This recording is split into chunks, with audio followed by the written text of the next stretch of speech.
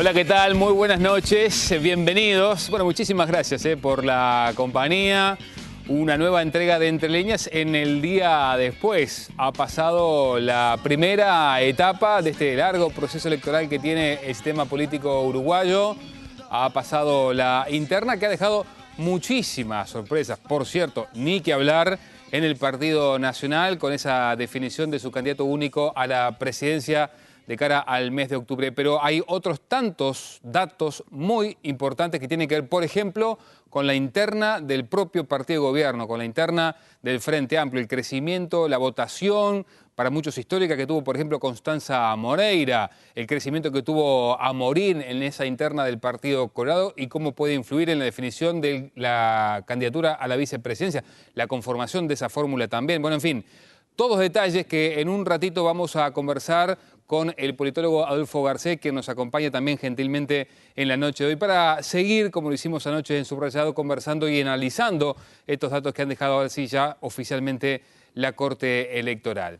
Y a propósito de la Corte Electoral, es que ya saludo a Nicolás Núñez, que tiene un titular para nosotros. ¿Cómo estás, Nico? Buenas noches. Buenas noches, Alfredo. Buenas noches a todos los televidentes. Vamos a conversar justamente con un integrante de la Corte Electoral para ver cuál es el primer balance que hacen de este nuevo funcionamiento con algunos circuitos, algunos departamentos con circuitos totalmente informatizados, dónde estuvieron los problemas, qué se puede hacer para solucionar ese tema tan famoso de las sábanas que tanto se habló en el día de ayer. Bueno, será parte de lo que conversaremos con Pablo Clapbach. Claro, y sobre todo, además, pensando en lo que se viene, ¿no? Cómo encara la Corte una votación que será seguramente mucho más compleja porque el voto es obligatorio, más del 90% de la gente habilitada a votar va a ir a las urnas en octubre y allí la Corte va a tener que seguramente ajustar algunos criterios. Bueno, sobre eso vamos a conversar con el integrante de la Corte.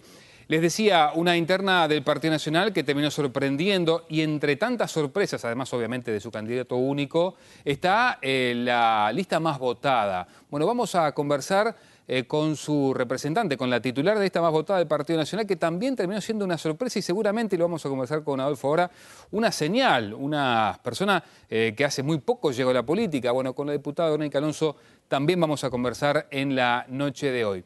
Pero hablando de las internas, ya saludo y le doy la bienvenida a Daniel Rodríguez. ¿Cómo estás, Dani? Hola, Alfredo, buenas noches. La interna de los abrazos, pero sin fórmulas, la interna de la militancia, de los aparatos, de los sectores, de los partidos, y no tanto de la gente, ¿verdad? Como primer dato, Alfredo, para ir intercambiando información sobre todo, bueno, haciendo declaración de que tenemos los datos al 75% de las mesas escrutadas, bueno, por debajo del 40% de los habilitados. Sigue la escalera descendiente con respecto al 99, ¿verdad? Que fue de alguna manera, y ya estamos arrancando el análisis de lo que sucedió, fue la primera conclusión importante que se tuvo en el arranque nomás, ¿no? Una participación bastante menor de lo que venía siendo este proceso, por ejemplo, en el 99 cuando arrancó. Exactamente, que pasó el 53, 45, 44, ahora menos de 40, habrá que ajustar el número.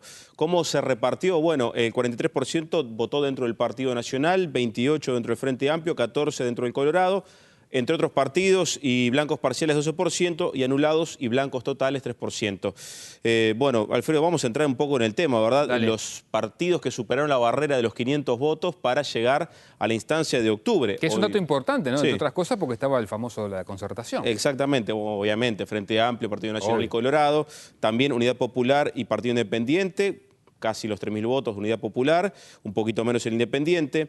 El Partido Ecologista Radical Auténtico del ingeniero agrónomo César Vega tuvo casi 900 votos a los datos que tenemos, por lo cual va a estar en octubre. La concertación cumplió con la formalidad de llegar a esta instancia y obviamente se presentará para las departamentales, se logró llegar a los votos como estaba previsto. Así que candidatos: Vázquez, Lacalle Pou, Bordaberry, Mieres, Abella y el ingeniero agrónomo César Vega. Bien, bueno, a ver, Lacalle Pou sorprendió, dio vuelta esta elección, contra todos los pronósticos además. No solo gana en Montevideo, sino que además, y es un dato bien interesante, porque, a ver, la mayoría de los analistas decían Larrañaga va a ganar la mayoría del interior, y no fue así. Lacalle Pou ganó en varios departamentos del interior. Exactamente. Vamos a empezar por los números grandes, ¿no? 52 Lacalle Pou, 47 Larrañaga en primera instancia. Pero en Montevideo la diferencia fue mucho mayor, 6-4 para Lacalle Pou, donde, bueno, tenés una lista 2014, la de Larrañaga, que votó muy bien, pero por otro lado, Herrerismo, Aire Fresco y el Espacio 40, en ese trabajo conjunto también hicieron pesar la votación para la calle Pou. Primer dato, bueno, sirvieron en la acumulación los sectores alineados a la calle Pou para sacar diferencia en la capital. Bueno, y como adelantamos el lunes pasado, Daniel, lo que termina sucediendo es muy importante para la definición de las candidaturas para la Intendencia en mayo, ¿no? Exactamente. Gandini, candidato ya definido, pero bueno, ¿qué pasa? Nunca tuvo el visto bueno de la calle Pou y la convención de Montevideo la va a tener en su mayoría la calle Pou. Y bueno, ¿qué va a pasar con eso?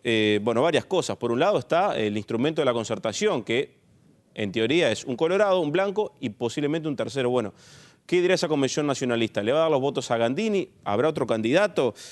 Una de las primeras sorpresas, hoy intercambiando con integrantes del Comando Larrañaga, es la votación en Montevideo, cómo la 250 no tuvo la fuerza que por ahí tuvo justamente la lista de Verónica Alonso, con otros como Pablo Iturralde. Recordemos que Alonso tenía más de una lista, ¿verdad? Sí, fue sí, acumulando por varios lados. Así que ahí hay una duda instalada. ¿Qué pasará? Obviamente falta mucho, pero ¿qué pasará para las departamentales?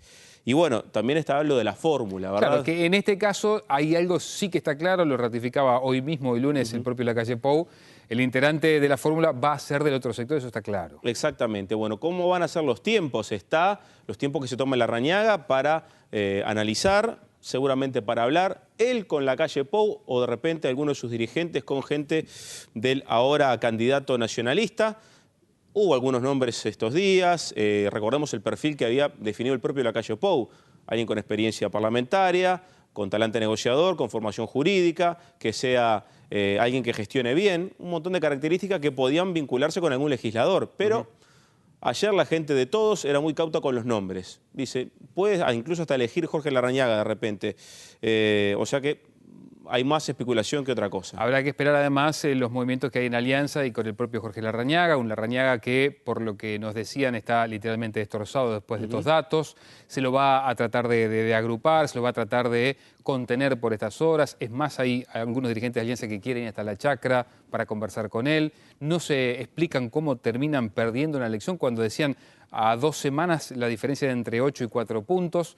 No terminan entendiendo qué fue lo que pasó, pero eso será seguramente análisis que hará la interna de Alianza. Un análisis que, entre otras cosas, va a contemplar el hecho de haber perdido en varios departamentos del interior, ¿no? Sí, Alfredo, un rápido análisis. 16 en 19 departamentos tuvo mayoría de votos el Partido Nacional.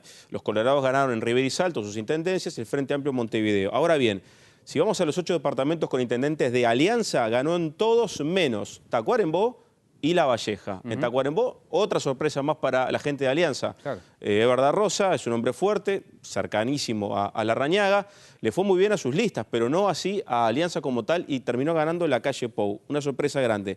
En el caso de los intendentes que apoyaban a la calle Pou, ganaron en su feudo. Flores, Florida, Durazno y San José fueron votos para la calle Pou en su mayoría.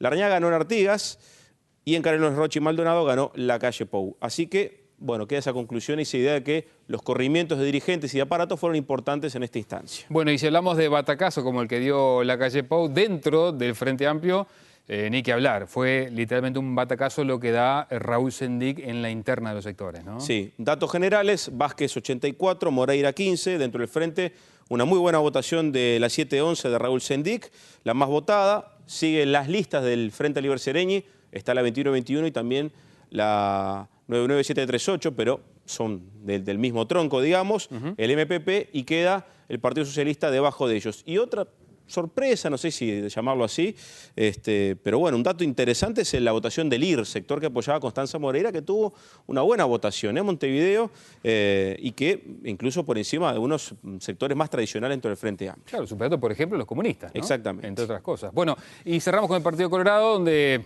a ver, no sé si sorpresa, pero lo cierto es que, como ha venido sucediendo en las últimas elecciones hasta ahora, Amorín termina votando más de lo que siempre le dicen las encuestas, y en este caso tocando porcentajes que tal vez ni el propio senador pretendía sí, pero no aspiraba a tener o no quería poder llegar, ¿no? Un 70-29 en números generales. Otra cosa interesante del Partido Colorado, que tampoco cerró fórmula, pero tampoco había mucho apuro en hacerlo, hay que decirlo, es cómo se votaba en Montevideo en Vamos Uruguay, porque de esta votación dependía el orden de la lista 10, y eso Bordaberry fue muy enfático en marcarlo durante bastantes días. Bueno, hasta ahora, sin cerrar todos los números, bueno, la lista de amigos de Oscar Magurno era la más votada, seguido por Fernando Amado. Después venían Ope Pasquet y Fischer Alcantero. Diferencias grandes no hay, así que bueno, habrá que ver con todos los números qué puede pasar en este tema, que no es menor porque también tiene que ver con los nombres que va a llevar Bordaberry detrás de él para el Parlamento.